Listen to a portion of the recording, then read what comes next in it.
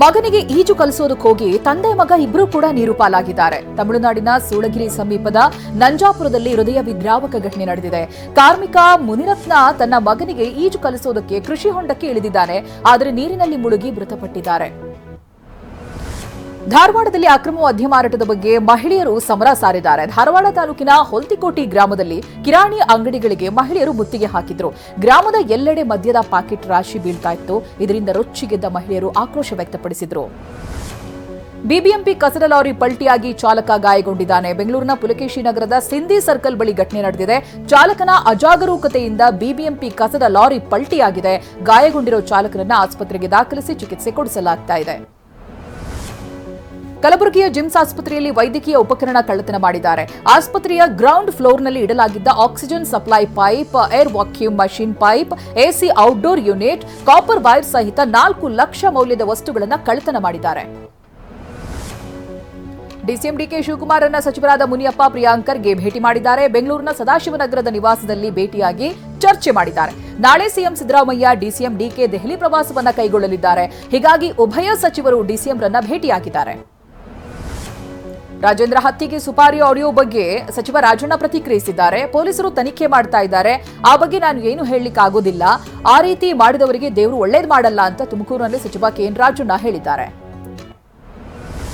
ಬೆಲೆ ಏರಿಕೆ ವಿರುದ್ಧ ಕೇಂದ್ರ ಸಚಿವ ಎಚ್ ಡಿ ಕುಮಾರಸ್ವಾಮಿ ಕಿಡಿಕಾರಿದ್ದಾರೆ. ಈ ಬಗ್ಗೆ ಟ್ವೀಟ್ ಮಾಡಿರುವ ಎಚ್ಡಿಕೆ, ಇದು ಈಸ್ಟ್ ಇಂಡಿಯಾ ಕಾಂಗ್ರೆಸ್ ಕಂಪನಿ ಸರ್ಕಾರವಾಗಿದ್ದು ಮೊಹಮ್ಮದ್ ಗಜ್ನಿ, ಮೊಹಮ್ಮದ್ ಘೋರಿ ಕೂಡ ನಾಚುವಂತೆ ಕನ್ನಡಿಗರ ಮೇಲೆ ದರ ಏರಿಕೆ ದಂಡಯಾತ್ರೆ ಮಾಡ್ತಾ ಇದೆ ಅಂತ ವಾಗ್ದಾಳಿ ನಡೆಸಿದ್ದಾರೆ. ರಾಜ್ಯದಲ್ಲಿ ಬೆಲೆ ಏರಿಕೆಯ ಕೇಂದ್ರ ಸರ್ಕಾರನೇ ಕಾರಣ ಬೆಲೆ ಏರಿಕೆ ಆಗೋದಕ್ಕೆ ಅಂತ ಸಚಿವ ಪ್ರಿಯಾಂಕರ್ಗೆ ವಾಗ್ದಾಳಿ ಮಾಡಿದ್ದಾರೆ. ಬೆಂಗಳೂರಿನಲ್ಲಿ ಮಾತನಾಡಿದ ಅವರು, ಮೋದಿ ಆರ್ಥಿಕ ನೀತಿಯಿಂದ ಜನರ ಬದುಕು ನರಕ ಆಗಿದೆ. ಅದಾನಿ ಅಂಬಾನಿ ಪರ ನೀತಿಯಿಂದಲೇ ಇಷ್ಟೆಲ್ಲ ಆಯಿತು. ಬಿಜೆಪಿಯವರು ಕೇಂದ್ರದ ವಿರುದ್ಧ ಪ್ರೊಟೆಸ್ಟ್ ಮಾಡಲಿ ಅಂತ ತಿರುಗೇಟು ಕೊಟ್ಟಿದ್ದಾರೆ. ತುಮಕೂರಿನ ಸಿದ್ದಗಂಗಾ ಮಠದ ಶ್ರೀ ಶಿವಕುಮಾರ ಶ್ರೀಗಳ 118ನೇ ಜನ್ಮದಿನಾಚರಣೆಯನ್ನು ಆಚರಿಸಲಾಗ್ತಾ ಇದೆ. ಇದಕ್ಕಾಗಿ ಸಿದ್ದಗಂಗಾ ಮಠವನ್ನ ಸಿಂಗಾರ ಮಾಡಲಾಗಿದೆ. ಕಾರ್ಯಕ್ರಮದಲ್ಲಿ ಕೇಂದ್ರ ರಕ್ಷಣಾ ಸಚಿವ ರಾಜನಾಥ್ ಸಿಂಗ್, ವಿ ಸೋಮಣ್ಣ ಭಾಗಿಯಾದರು. ಬಿಜೆಪಿ ರಾಜ್ಯಾಧ್ಯಕ್ಷ ವಿಜೇಂದ್ರ ಕೂಡ ಶ್ರೀಗಳ ಗದ್ದುಗೆಗೆ ಪೂಜೆ ಸಲ್ಲಿಸಿದರು. ಉತ್ತರ ಪ್ರದೇಶದ ಸೋನಭದ್ರದಲ್ಲಿ ಆಯಿಲ್ ಟ್ಯಾಂಕರ್ನಲ್ಲಿ ಮದ್ಯ ಸಾಗಾಟ ಮಾಡ್ತಾ ಇದ್ದಿದ್ದು ಬೆಳಕಿಗೆ ಬಂದಿದೆ. ಜಲಾಂಧರ್ನಿಂದ ಜಾರ್ಖಂಡ್ಗೆ ತೆರಳುತ್ತಾ ಇದ್ದ ಟ್ಯಾಂಕರ್ನಲ್ಲಿ 9 ಕ್ರೇಟ್ ಮದ್ಯ ಪತ್ತೆಯಾಗಿದೆ. ಈ ಮದ್ಯ ಉತ್ತರ ಪ್ರದೇಶದಿಂದ ಜಾರ್ಖಂಡ್ಗೆ ತೆರಳಬೇಕಾಗಿತ್ತು. ಸದ್ಯಕ್ಕೆ ಟ್ಯಾಂಕರ್ ಚಾಲಕನನ್ನ ಬಂಧಿಸಲಾಗಿದೆ. ಜಮ್ಮು ಮತ್ತು ಕಾಶ್ಮೀರದ ಕಥುವಾದಲ್ಲಿ ಔತ್ಕೊಂಡಿರುವಂತಹ ಉಗ್ರರು ಹಾಗೆ ಭದ್ರತಾ ಸಿಬ್ಬಂದಿ ನಡುವೆ ಗುಂಡಿನ ಚಕಮಕಿ ನಡೆದಿದೆ.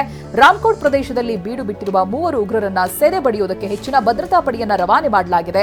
ಕಥುವಾದಲ್ಲಿ ನಡೀತಾ ಇರುವಂತಹ 3ನೇ ಗುಂಡಿನ ಚಕಮಕಿ ಇದಾಗಿದೆ. ತಮಿಳುನಾಡು ಬಿಜೆಪಿ ರಾಜ್ಯಾಧ್ಯಕ್ಷ ಅಣ್ಣಾಮಲೈಗೆ ಗೇಟ್ ಪಾಸ್ ನೀಡುವ ಸಾಧ್ಯತೆ ಇದೆ ಅಂತ ಮೂಲಗಳು ತಿಳಿಸಿವೆ. ಕೇಂದ್ರ ಸಚಿವ ಮುರುಗನ್ ಹಾಗೆ ತಮಿಳ್ಸೈ ನಡುವೆ ಪೈಪೋಟಿ ಏರ್ಪಟ್ಟಿದೆ. ಇನ್ನೆರಡು ವಾರಗಳಲ್ಲಿ ನೂತನ ಬಿಜೆಪಿ ರಾಜ್ಯಾಧ್ಯಕ್ಷರ ನೇಮಕ ಸಾಧ್ಯತೆ ಇದೆ.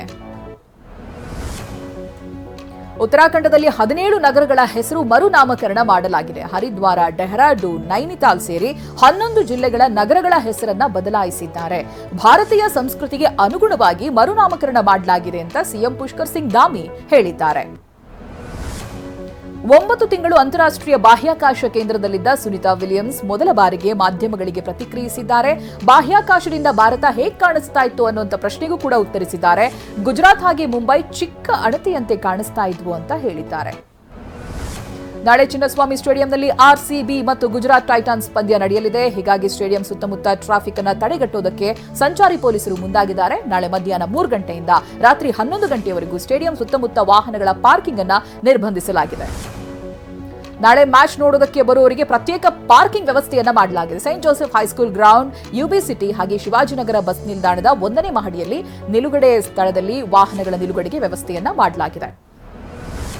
ಚಿನ್ನಸ್ವಾಮಿ ಕ್ರೀಡಾಂಗಣ ಸುತ್ತಮುತ್ತ ವಾಹನಗಳ ನಿಲುಗಡೆಗೆ ಸ್ಥಳ ಕೊರತೆ ಇದೆ. ಆದ್ರಿಂದ ಅಭಿಮಾನಿಗಳು ಬಿಎಂಟಿಸಿ ಬಸ್, ಮೆಟ್ರೋ ಬಳಸುವಂತೆ ಪೊಲೀಸರು ಮನವಿ ಮಾಡಿಕೊಳ್ತಾ ಇದ್ದಾರೆ.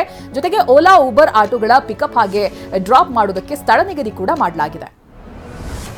ಬಾಲಿವುಡ್ ನಟ ಸಲ್ಮಾನ್ ಖಾನ್ ರಂಜಾನ್ ಹಬ್ಬದ ಪ್ರಯುಕ್ತ ಪಾರ್ಟಿಯನ್ನು ಆಯೋಜಿಸಿದ್ರು. ಮುಂಬೈ ಮೆರ್ಸಿಯಲ್ಲಿ ಆಯೋಜಿಸಿದ್ದಂತಹ ಔತಣಕೂಟದಲ್ಲಿ ಬಾಲಿವುಡ್ನ ನಟ ನಟಿಯರು ಭಾಗವಹಿಸಿದ್ರು. ಸೋನಾಕ್ಷಿ ಸಿನ್ಹಾ, ರಿತೇಶ್ ದೇಶ್ಮುಖ್, ಜನಿಲಿಯಾ ದೇಶ್ಮುಖ್, ಅರ್ಬಾಜ್ ಖಾನ್ ಸೇರಿದಂತೆ ಹಲವರು ಪಾಲ್ಗೊಂಡಿದ್ರು.